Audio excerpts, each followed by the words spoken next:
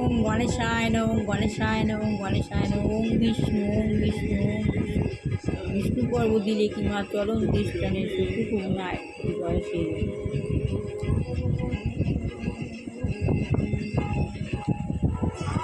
ওম সূর্যস্তব, ওং রক্তম ভুজং সোনম শেষি জগতমূধীপং অজামি পদ্মং দধা ভয়া পরাং মাণিক্য।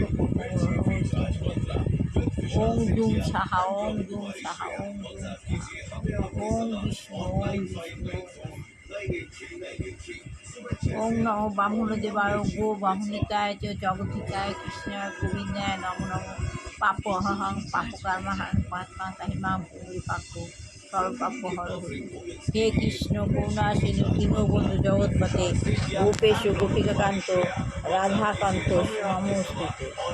ওম নম ব্রাহ্মণ দেবায় গো ব্রাহ্মণিতায় চ জগদ্ধিতায় কৃষ্ণায় গোবিন্দায় নম নম।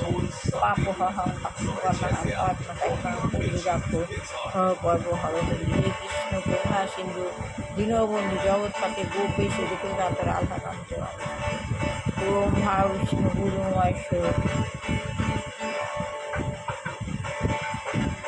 গুরো পরম তস্মৈ শ্রী গুরবে নমঃ।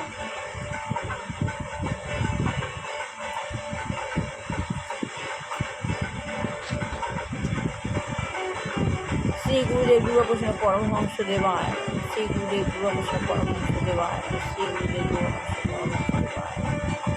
গুরুই গীতা, গীতা গুরু। আমি গীতাকে গুরু রূপে মানি। গীতা পড়ে আমি গুরু সঙ্গ করি প্রতিদিন। সবাই বলবে আমি গুরু সঙ্গ করি না, আমি ঘরে বসে গুরু সঙ্গ করি প্রতিদিন। আমি সবাই আপনারা দেখুন, আমার সঙ্গে আপনারাও গুরু সঙ্গ করুন।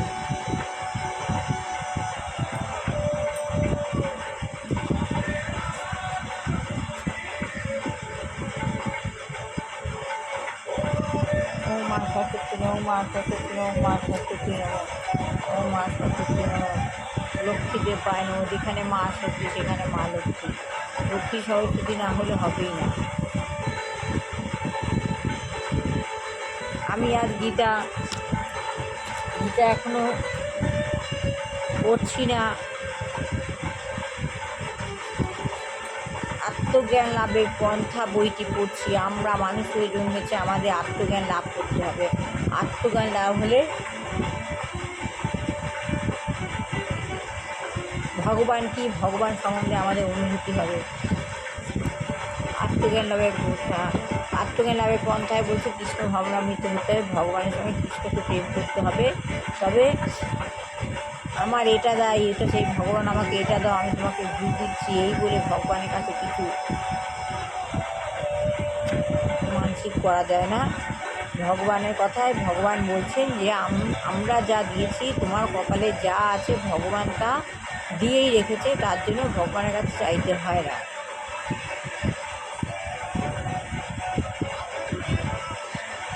ভগবানের কাছে এটা দেবো ওটা দেবো মানসিক করে দিয়ে ভগবানের কাছে প্রার্থনা করে, এটাকে ভগবান বলছেন ব্যবসা।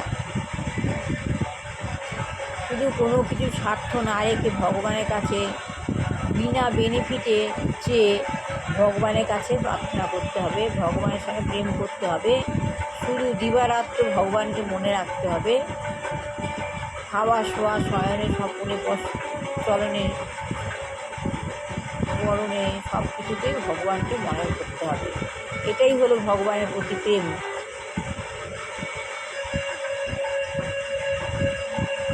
ভগবানের কাছে কিছু চাইতে নেই, শুধু দিবারাত্র ভগবানকে স্মরণ করো। ভগবান দেখছে তুমি ভগবানকে স্মরণ করছো কি না, এটাই হচ্ছে ভগবান। তাহলে এই 4 রকমের মানুষ আছে, কর্মী, জ্ঞানী, যোগী। যে কর্ম করে সে কর্ম করে, যে জ্ঞানী সে জ্ঞান যোগী কর্ম করে। সে বলে আমি কেন জীবের মতো কর্ম করব, জীবনের উদয়পূর্তির জন্য প্রচুর খাটনি খাটে। আর মানুষও তো জীব, কিন্তু মানুষকে জ্ঞান দ্বারা কাজ করতে হয়। এবং জ্ঞানী মানুষ বলে যে আমি কেন অকারণ কর্ম করব।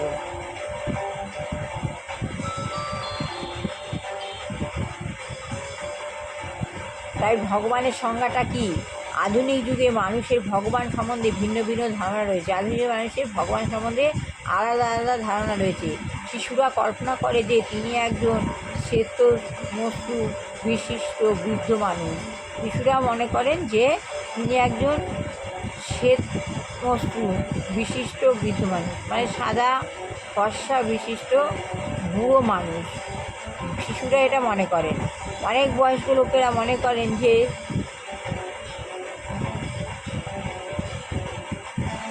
ভগবান হচ্ছেন এক অদৃশ্য শক্তি অথবা একটা ধারণা মাত্র, অথবা সমস্ত মানব সমাজ, সমস্ত ব্রহ্মাণ্ড, অথবা সে নিজেই ভগবান। তাহলে অনেক বয়স্ক মানুষেরা মনে করছে কি ভগবান অদৃশ্য শক্তি, যেটা চোখে দেখা যায় না, অথবা একটা ধারণা মাত্র। একটা ধারণা হচ্ছে সমস্ত মানুষ, সমাজ, সমস্ত যে ব্রহ্মাণ্ড, অথবা সে নিজেই ভগবান। ব্রহ্মাণ্ড যারা, সেটা নিজেই ভগবান।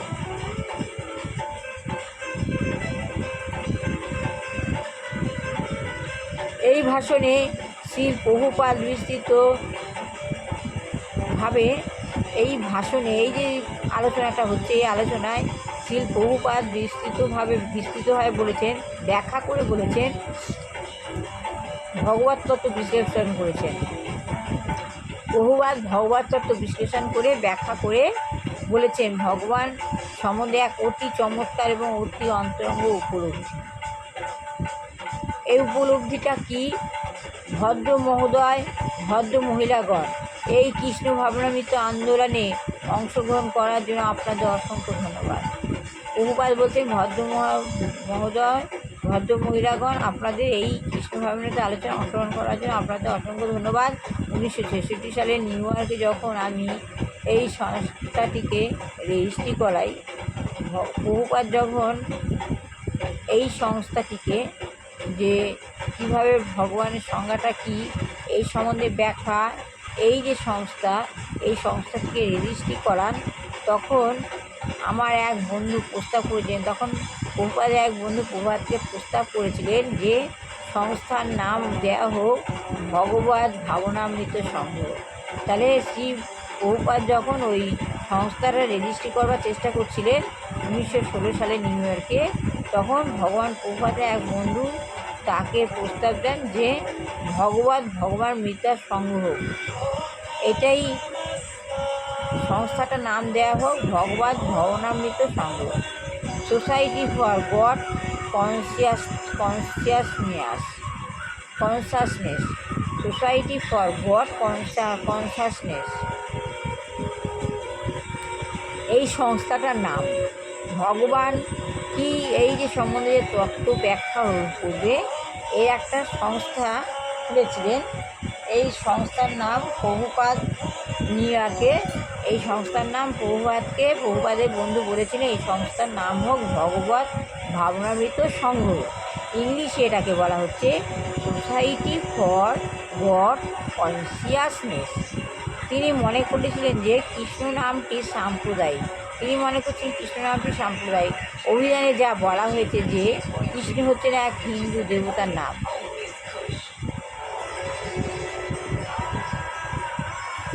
তাহলে অভিধানে বলা হয়েছে কৃষ্ণ হচ্ছে এক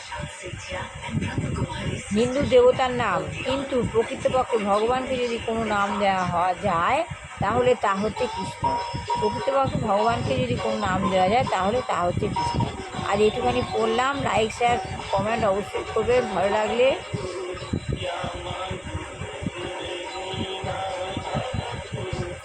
আমি আবার আগামীকাল পড়ব, যতক্ষণ না এই বইটা পড়া শেষ হচ্ছে। সবাইকে আত্মজ্ঞান লাভ করতে হবে। আত্মজ্ঞান লাভ না করলে কেউ অনুভূতি পাবে না।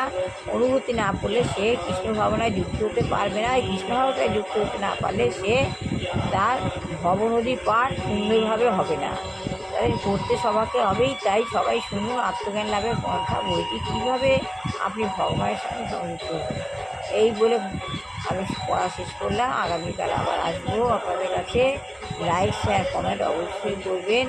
সবার ভালো হোক, কল্যাণ হোক, মঙ্গল হোক, সুস্থ বাচ্চা ভালো করে পড়াশোনা শিখে মানুষ হোক, চাকরি যোগ্য ছেলেপেলে চাকরি হোক, বিবাহ যোগ্য ছেলেমেয়ে চাকরি হোক। আপনি প্রতিদিন আপনি আপনার আপনার আত্মীয়, আপনার বন্ধু, আপনি আপনার আত্মাকে বন্ধুরূপে দেখুন, দেখবেন আপনি কত উপকার লাভ করতে পারবেন। আপনি এই যে করোনা হচ্ছে, আবার নতুন করে করোনা আসবে বলছে, কিন্তু আপনি আপনার বন্ধু হয়ে, আপনার বন্ধুই আপনাকে, আপনার মনই আপনার বন্ধু, আপনার আত্মাই আপনার মিত্র। তাহলে আপনি যদি অনুভূতি পান, তাহলে আত্মজ্ঞানের পন্থার বইটি শুনুন, প্রতিদিন গীতা পাঠ করুন, বাড়িতে ঘরে ভগবানের নাম গান মিউজিক চালান। প্রতিদিন সকালবেলা ব্রহ্ম মুহূর্তে আপনার বাড়ির এনভায়রনমেন্ট শুভ হবে, এয়ার পলিউশন পাবে।